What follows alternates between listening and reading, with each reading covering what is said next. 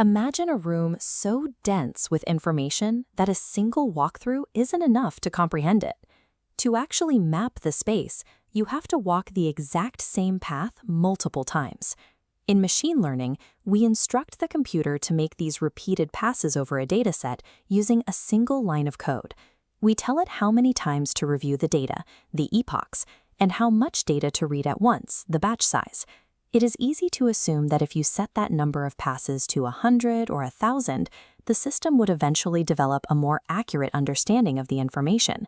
However, training a model until it makes zero mistakes on its own data typically backfires, leading to a system that fails the moment it encounters a new scenario. This happens because of a split between two different performance metrics: how well the model scores on the data it has already seen, and how it handles information it has never encountered. This graph plots error rate against training time. Training error steadily drops. Generalization error on new data forms a U-shape, dropping, hitting a minimum, then curving up. This gap is the overfitting zone. The model has stopped learning general patterns and begun memorizing random noise.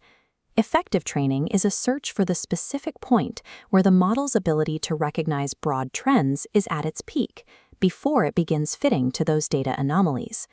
To find that point, we have to look at the physical mechanics of the run. Analyzing an entire dataset all at once is computationally demanding. Processing the full set in a single batch requires massive memory overhead, which often exceeds the capacity of standard computing infrastructure. If we go to the other extreme, processing one single data point at a time, the learning path becomes erratic and the training takes far too long to complete. The compromise is the mini-batch, defined by that batch size parameter we saw in the code. By splitting data into these smaller groups, typically in powers of 2, we can take advantage of the parallel processing power of modern GPUs. A well-tuned batch size acts as a regulator, balancing the speed of the hardware with the mathematical stability needed for the model to learn effectively. Once every one of these mini-batches has been processed, the model has completed one epoch. During this first pass, the model identifies the most significant high-level patterns within the data. But as the model enters its second and third passes over the exact same information, the mathematical returns begin to drop. These later iterations shift the model's focus away from broad trends and toward the irrelevant details and outliers of the specific dataset.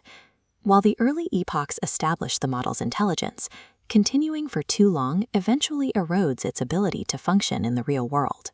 This creates a diagnostic problem. How do we detect the exact moment a model shifts from identifying patterns to recording noise? The solution is to introduce a validation set. Before training starts, developers set aside a fraction of the data and put it under quarantine. The model is strictly forbidden from seeing this information during its training passes. Periodically testing the model against this held-out data provides an objective estimate of its future performance. The validation set serves as a benchmark, allowing us to measure the model's true accuracy on data that hasn't influenced its learning path. We can watch this happening in real time. While the training loss continues to drop, the validation loss eventually begins to bottom out and rise. We look for the precise moment that validation line stops dropping and ticks upward, the first sign that overfitting has begun. This inflection point is the trigger for early stopping, where we deliberately terminate the training process.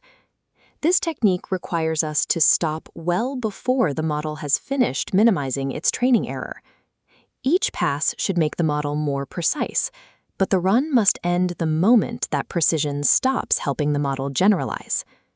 By combining stable batch sizes with a ruthless approach to stopping epochs, we ensure the model prioritizes meaningful patterns over the noise of its own training data.